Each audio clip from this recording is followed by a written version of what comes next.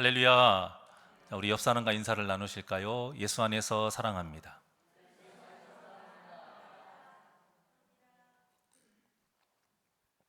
네. 오늘 본문 말씀에는 우리가 너무나도 잘 알고 있는 말씀이 있죠. 세상 사람도 아는 말씀이더라고요. 순종이 제사보다 낫다. 근데 이 말이 실제적으로 어떤 말과 같냐면 순종하는 것이 제사보다 어렵다라는 거예요. 순종하는 것이 제사보다 힘들다라는 거예요. 자, 그 다음에 같은 뜻으로 무슨 말씀이 나오죠? 듣는 것이 순양의 기름보다 낫다. 여기에서 듣다라는 것은 들어서 행동에 옮기는 것까지가 듣다의 진짜 의미이기 때문에 순종한다라는 말하고 같은 뜻입니다. 그러면 어떻게 되느냐? 순종이 순양의 기름보다 낫다. 같은 뜻이죠. 이렇게 이해를 하게 되면 왜 순종하는 것이 더 어렵고 더 힘든지를 우리가 좀 더 쉽게 알 수가 있어요. 자, 그 이유는 바로 제사하는 거나 순양의 기름을 드리는 것은 우리가 마음 없이도 할 수 있어요. 습관적으로 할 수 있고 형식적으로 할 수 있고 반강제로도 할 수 있습니다. 하지만 마음이 움직이지 않으면 절대 할 수 없는 것이 있는데 그게 바로 순종이에요. 듣는 것이란 말입니다. 그래서 사울왕이 하나님께 버림받고 책망받은 이유는 딱 한마디로 정리할 수 있어요. 마음이 없어서예요. 하나님을 경외하는 마음, 하나님을 사랑하는 마음, 하나님의 뜻을 자기의 뜻으로 삼고자 하는 그런 마음, 이런 마음들이 없었기 때문에 절대 100%의 순종을 할 수가 없는 것입니다. 물론 그렇다고 해서 아예 순종하지 않았던 것은 아니죠.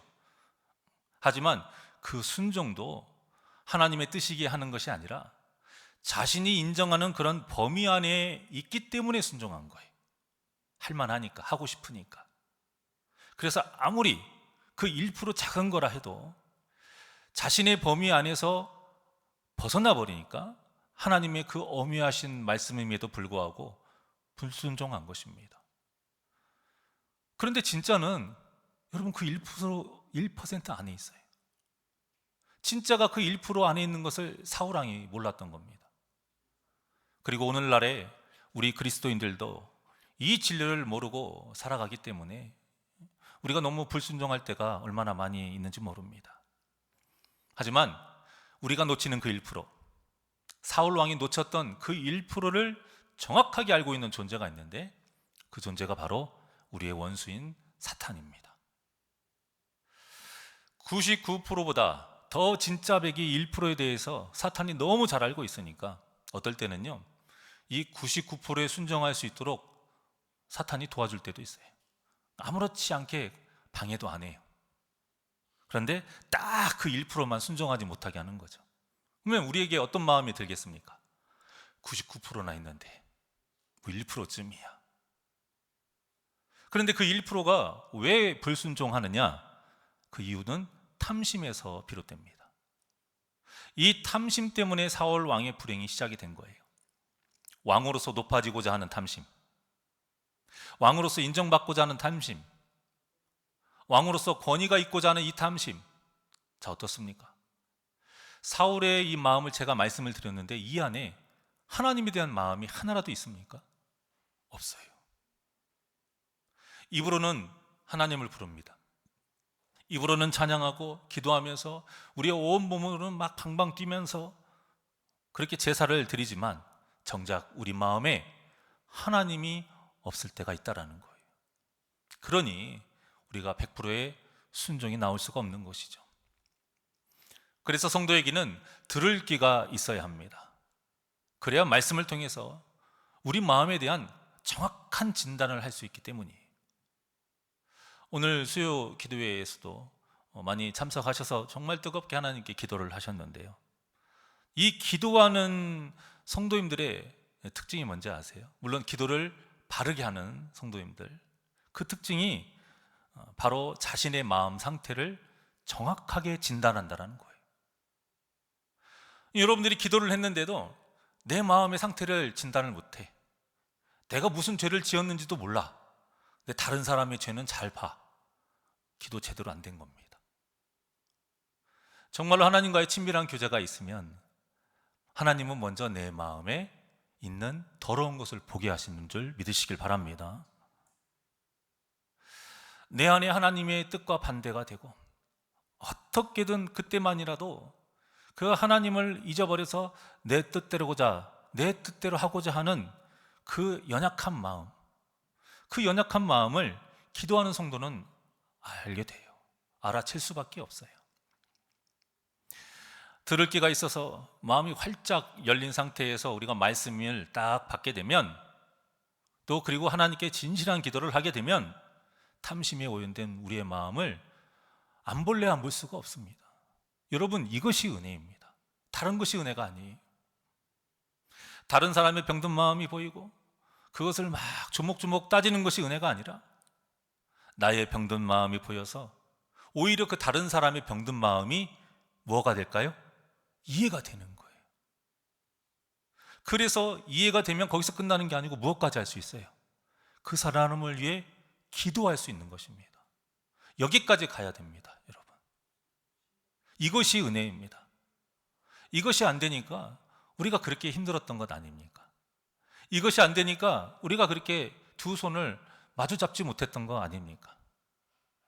그래서 다른 사람의 병든 그 마음만 보여서 정죄했던 죄에 대해서 우리가 회개를 하게 되면, 진실된 회개를 하게 되면, 그저 하나님, 제가 잘못했네요, 제가 다시는 그러지 않겠습니다, 여기에서 끝날 수가 없는 것입니다. 더 나가야 돼요. 같은 죄인으로서 그 상대방의 마음이 충분히 이해가 되면서 자신과 같은 죄를 짓지 않기를 바라는 마음으로 당연하게 기도할 수 있는 자. 그래서 성도가 은혜를 받았는지를 알 수 있는 것은 어떻게 알 수 있느냐? 이 신앙생활만으로는 알 수가 없어요. 주위 사람들을 어떻게 대하느냐, 이것을 보고 알 수가 있는 겁니다. 하나님께 은혜를 받으면 반드시 겸손해지게 되어 있어요. 나의 나된 것은 다 하나님의 은혜다, 이렇게 고백을 하는데 우리가 어떻게 겸손해지지 않을 수 있겠습니까? 그래서 은혜 받은 성도는 사람을 함부로 대하지 않습니다. 그래서 은혜 받은 성도는 바라보는 시선도 따뜻하고요. 그래서 은혜 받은 성도는 그 사람을 바라볼 때 표정이 밝고 환해요. 그래서 은혜 받은 성도는 손과 발이 할 수 있는 최선을 다해서 돕기 위해 부지런합니다. 별거 아닌 것 같지만 뭐가 필요하면 화장지를 주고, 사탕도 주고, 물도 갖다 주고, 좀 우는 것 같으면 뒤에서 다독거리기도 하고, 혹시라도 흠이 보이는 것 같으면 다른 사람들 못 보게 가려주기도 하고, 그 사람이 알아주든 못 알아주든. 이 모습이 정말 은혜 받은 자의 모습이에요. 그래서 은혜가 넘치는 교회는 분위기가 안 좋아질래 안 좋아질 수가 없는 거예요. 성도를 대하는 모습이 다르니까. 그래서 분위기가 좋고 화목해지는 겁니다. 우리 새날교회도 이 은혜의 열매가 풍성하게 맺어져서 사랑이 넘쳐나는 화목한 교회가 되시기를 원합니다. 우리가 순종에 대해서 말할 때에 정확하게 짚고 넘어가야 될 것이 있어요. 순종을 하지 못하는 이유가, 여러분, 어려워서 못합니까? 아니면 하기 싫어서 못합니까? 그것을 여러분들 한번 자신을 잘 생각해 보시기에, 어떤 답을 하라고 제가 물어보는 건 아니고요. 지금까지 여러분들이 불순종했던 때를 잘 한번 기억을 해보세요. 어떠셨어요? 하나님의 그 요구하시는 것이 너무 어려워서 순종하지 못했습니까? 아니면 어렵지는 않아, 어렵지는 않은데 내가 하기 싫어서 불순종한 것은 아닌가? 어떤 때였습니까? 일단 본문의 사울 왕을 한번 볼까요? 하나님께서 사울 왕에게 바라신 것은 아말렉을 진멸하는 거였습니다. 자, 그런데 이 일이 어렵지 않았어요. 그걸 어떻게 알 수 있느냐면, 그때 당시 모였던 이스라엘 백성들의 군사수도 굉장히 많았고요. 무엇보다 하나님께서 함께 하셨기 때문에 전쟁은 수월했습니다. 얼마나 이 전쟁이 수월했는가? 아말렉과의 전투, 또 이 아말렉 군사에 대한 정보가 이 성경에 하나도 안 나와요. 이런 적이 거의 없습니다, 여러분. 우리가 지금까지 성경을 봐서 아시겠지만, 또 사무엘서를 쭉 수요일만 해도 우리가 딱 봐서 알지만, 전쟁할 때에 상대방이 전력에 대해서 안 나온 적이 없어요. 군사가 몇 명인지, 무기는 어떤 무기를 쓰는지, 마병과 병거는 얼마나 되는지 안 나온 적 있습니까? 없어요. 그래서 이스라엘 백성들은 지금 전력이 어떠한지 이런 것들이 항상 나왔어요. 그런데 오늘 본문 아말렉과의 전투는 한 줄도 안 나옵니다. 그리고 어떻게 싸웠다, 어디가 우세하다, 어디가 조금 힘들었다, 전쟁의 상황을 그려내는 설명도 하나도 안 나왔어요. 그만큼 쉬웠다라는 거예요. 7절에 보면 뭐라고 나왔냐면 딱 이 한 줄 나오는데요. 사울이 하윌라에서부터 애굽 압술에 이르기까지 아말렉 사람을 쳤다. 이 간결한 이 한 문장만 나옵니다. 이 전쟁 자체가 전혀 어려운 것이 없다라는 거예요. 그런데도 이렇게 쉬웠던 전쟁도 사울이 100% 순종을 하지 못했어요. 자, 왜 그랬느냐? 탐심 때문에. 나중에 아말렉의 그 왕 아각을 살려둔 것, 또 그의 소유 중에서 가장 좋은 것들을 남겨둔 것에 대해서 책망을 받게 되잖아요, 사무엘에게. 그런데 하나님께 좋은 것을 드리기 위해서 말을 합니다만 핑계고 거짓말이에요. 얼마나 비겁했냐면 자신의 뜻인데 백성들이 그런 것처럼, 아무리 백성이 그랬다 할지라도 왕이라면, 하나님의 말씀을 직접 받은 왕이라면 못하게 말렸어야죠. 같은 뜻이라는 겁니다. 이것이 다 무엇 때문에 했느냐? 하나님을 위해서가 아니고 다 자기 자신을 위해서 한 일이라는 거예요. 이것이 바로 탐심입니다. 나를 위해 하나님의 마음을 어기는 마음, 우리가 그냥 욕심 이렇게 생각하지 마시고, 우리의 모든 죄는 행동까지 나가고 실제적인 거잖아요. 나를 위해서 하나님의 뜻을 어기는 마음이 탐심이에요. 자, 사무엘이 이 사울의 마음을 아주 적나라하게 꼬집은 말씀이 오늘 본문에 나와요. 19절입니다. 19절 다 같이 시작. 어찌하여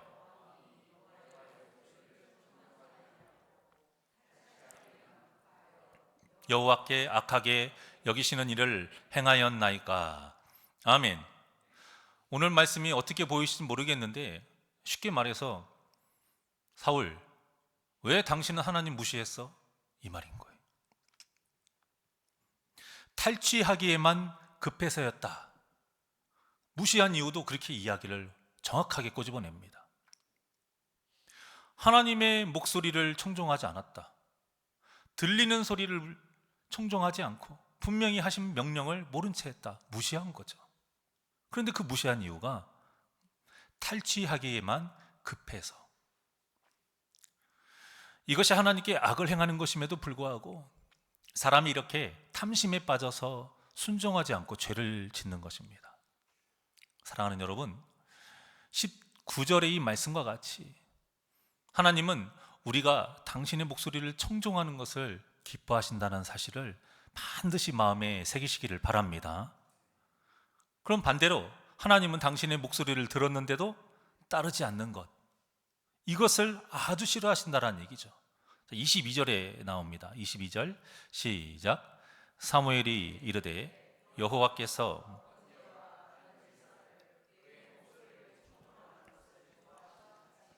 좋아하시겠나이까. 순종이 제사보다 낫고 듣는 것이 순양의 기름보다 나으니. 아멘. 여기에서도 하나님의 말씀에 청종하는 것을 하나님이 번제와 다른 제사보다도 훨씬 더 좋아하신다, 분명하게 말하고 있습니다. 그 다음에 같은 뜻으로 우리가 잘 알고 있는 순종이 제사보다 낫다, 이 말씀이 나오는 것인데요, 오늘 말씀은 정말 어려운 것이 하나도 없습니다. 우리도 부모님 말씀 안 듣고 혼났던 적이 다 있지 않습니까? 그것과 하고 똑같은 거예요. 그때 왜 우리가 부모님의 말씀에 순종하지 못했어요? 이유는 간단해요. 내가 하고 싶은 대로 살고 싶어서 그런 거죠. 공부해, 놀고 싶으니까 놀러 가는 거고요. 밥 먹어, 자고 싶으니까 밥 안 먹고 자요. 씻어, 귀찮으니까 안 씻어요.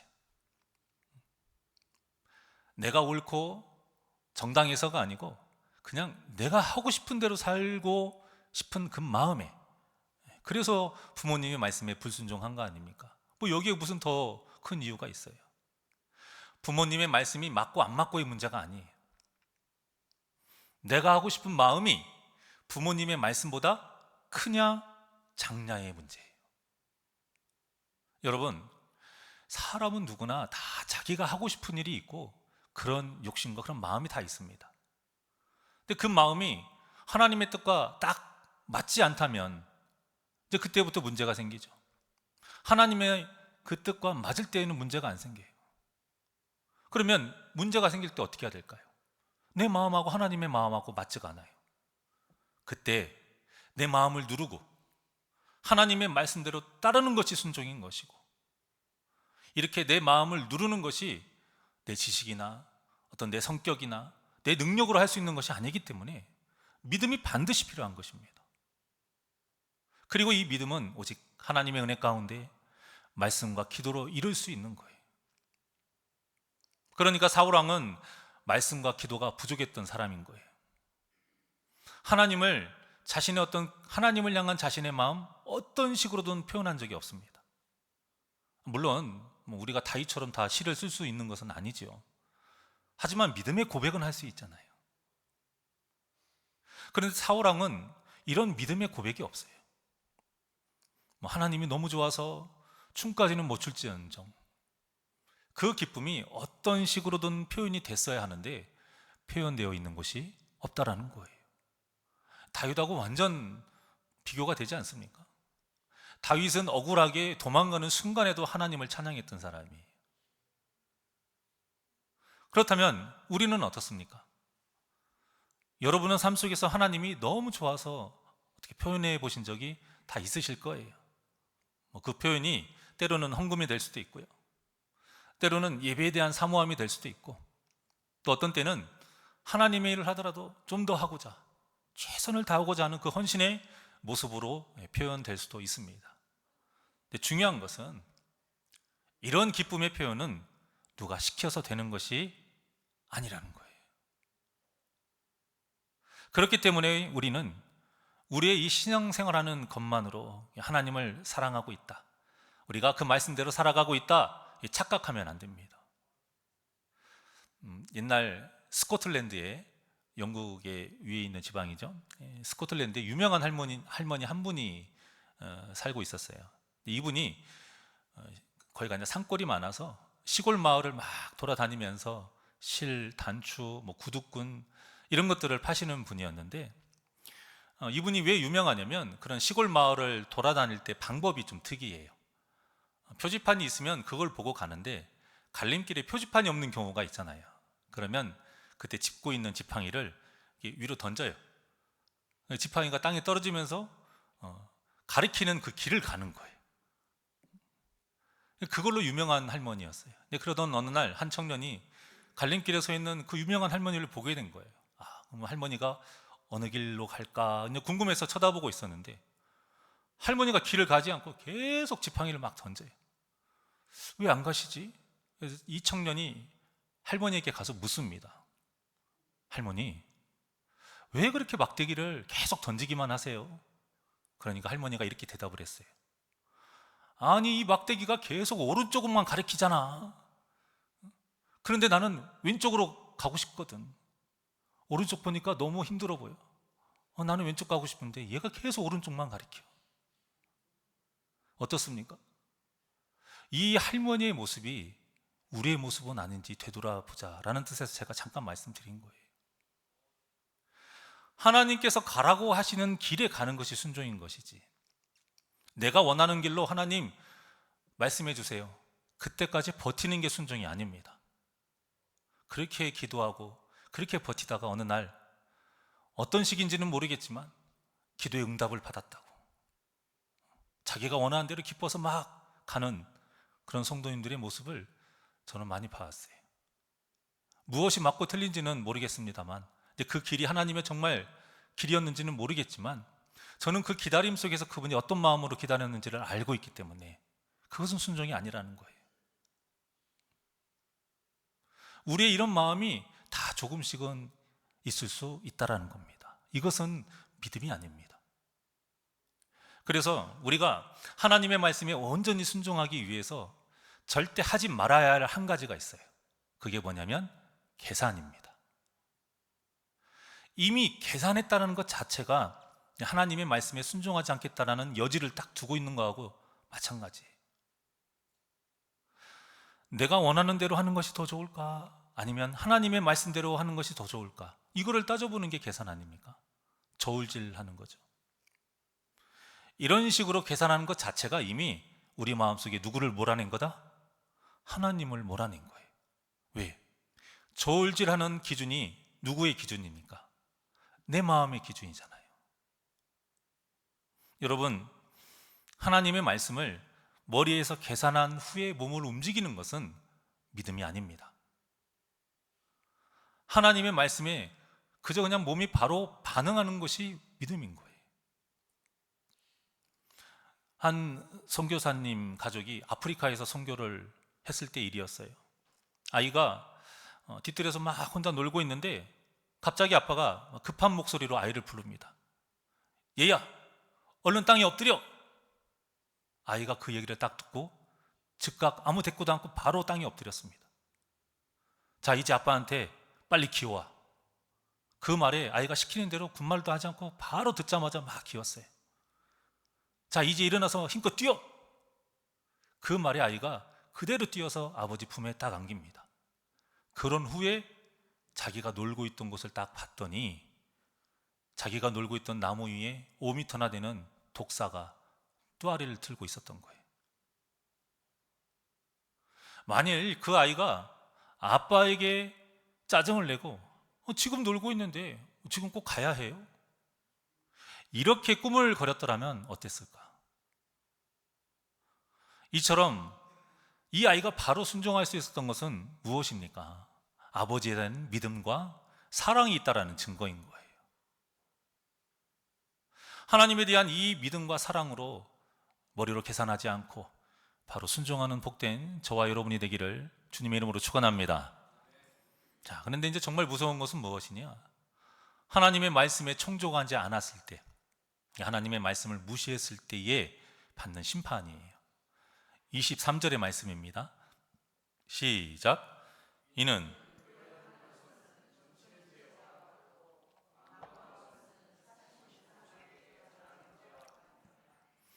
왕이 여호와의 말씀을 버렸으므로 여호와께서도 왕을 버려 왕이 되지 못하게 하셨나이다 하니.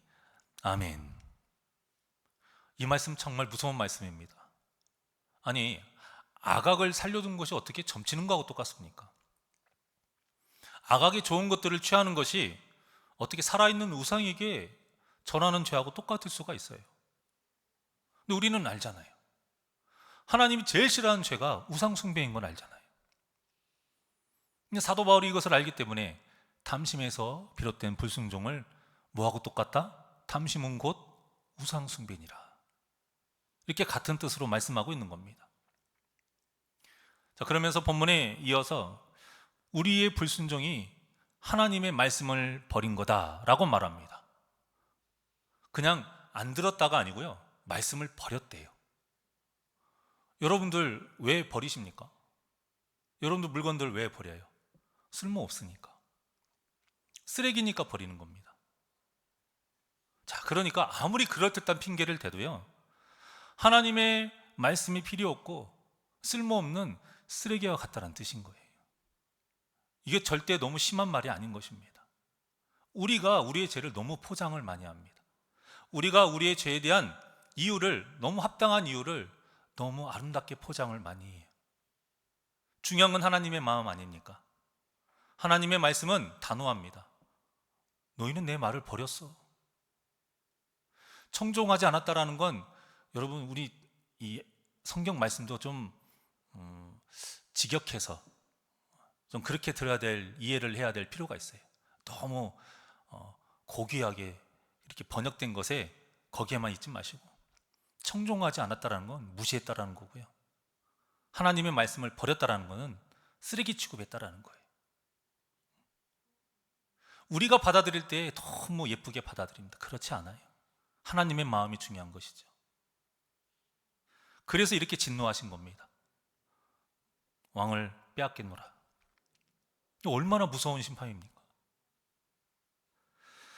우리가 이것을 잘 마음에 새겨야 하나님의 말씀을 허투루 대하지 않을 수 있는 것입니다. 사람마다 하나님께서 순종하라고 하신 명령이 다 다르죠. 재밌는 것은 뭐냐면 다른 사람이 순종하기 힘들어하는 것을 우리가 딱 보게 되면 뭐라고 말을 하냐면, 아니 그게 뭐 어렵다고 순종을 못해? 이렇게 말을 해요.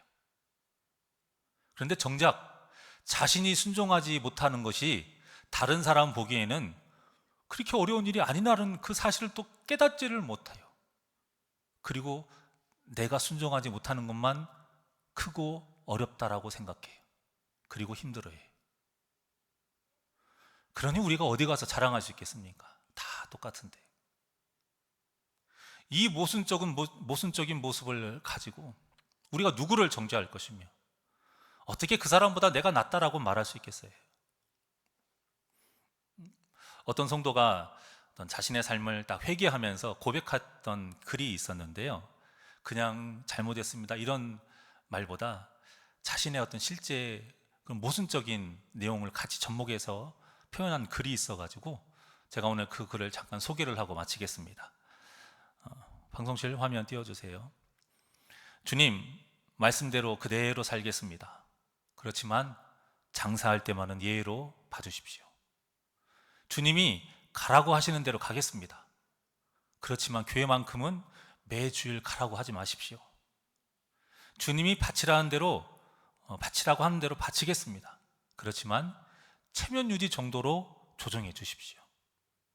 11조는 지금 생활이 어려워서 바칠 수 없습니다. 주님이 지라고 하는 십자가를 지겠습니다. 그렇지만 짐꾼을 다 사서 대신 지게 하겠습니다. 주님이 사랑하라고 하시는 대로 사랑하겠습니다. 그렇지만 지금 당장 하지 마시고 내일로 미뤄 주십시오. 어떻습니까? 여기에 여러분들의 이야기는 얼마나 있습니까? 이 이야기가 무엇을 말하고 있습니까? 다 내 기준에 맞춰서. 하나님은 오늘 당장 사랑하라 하시는데 오늘은 좀 힘들고요, 내일이요. 하나님은 지금 순종하라고 하시는데 오늘은 좀 힘들고 다음에요. 다 내 기준에 의해서 하나님을 맞춰달라고 우리가 요구하는 것 아닙니까? 이것이 바로 탐심입니다. 우리에게 이 탐심의 마음이 없을 때만이 우리는 하나님의 말씀에 순도 100%의 그 순종을 할 수가 있습니다. 그러니 99%의 순종으로 온전히 순종했다고 착각하지 마시고 탐심을 버려서 1%의 순종까지 순도 100%의 순종을 하는 귀하고 복된 저와 여러분이 되시기를 주님의 이름으로 축원합니다. 그래서 하나님 앞에서 부끄러움 없이 하나님의 영광을 위해 살다가 하나님께 착하고 충성된 종이라 인정받는 저와 여러분이 되시기를 주님의 이름으로 간절히 축원합니다. 우리 주만 바라볼지라 하나님께 찬양드리겠습니다.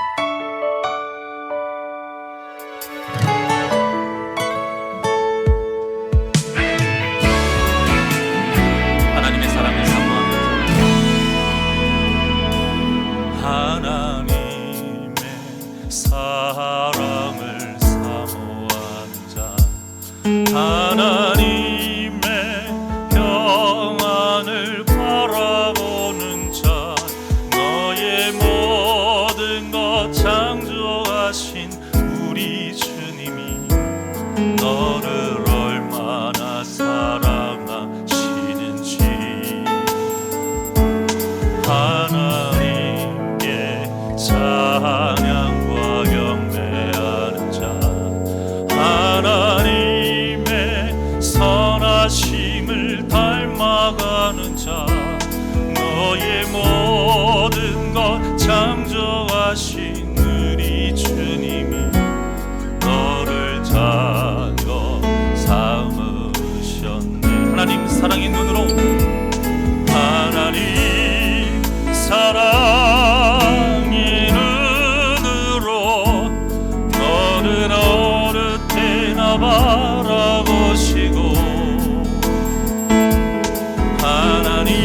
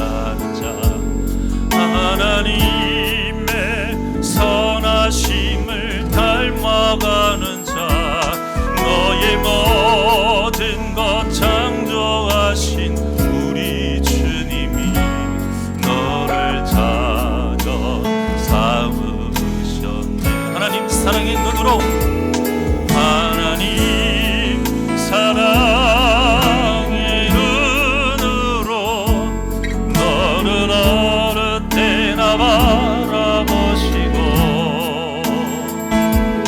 하나님 인천 비로소 언제나 너에게 기울이시리 어두움에 밝은 빛을 비춰주시고 너의 작은 시름에도 응답하시니 너는 어느 곳에 있는지 주를 향하고 주만 바라볼 두 손 높이 들고 고백합니다. 하나님 사랑의 눈으로 너를 어느 때나 바라보시고 하나님 인천 비로소 언제나 너에게 기울이시니 어두움에 밝은 빛을 비춰주시고 너의 작은 시름에도 응답하시니 너는 어느 곳에 있든지 주를 향하고 주만 바라볼지라 주만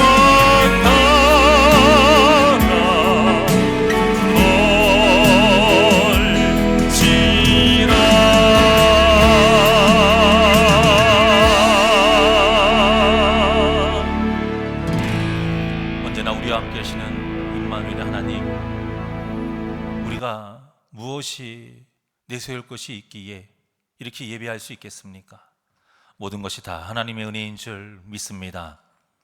하나님의 은혜인 줄 믿기에 겸손하게 하여 주시옵시고 하나님의 은혜를 받은 자이기에 절대 하나님의 말씀에 계산하지 않게 하여 주시옵시고 100%의 순종을 하는 자 되게 하여 주시옵소서.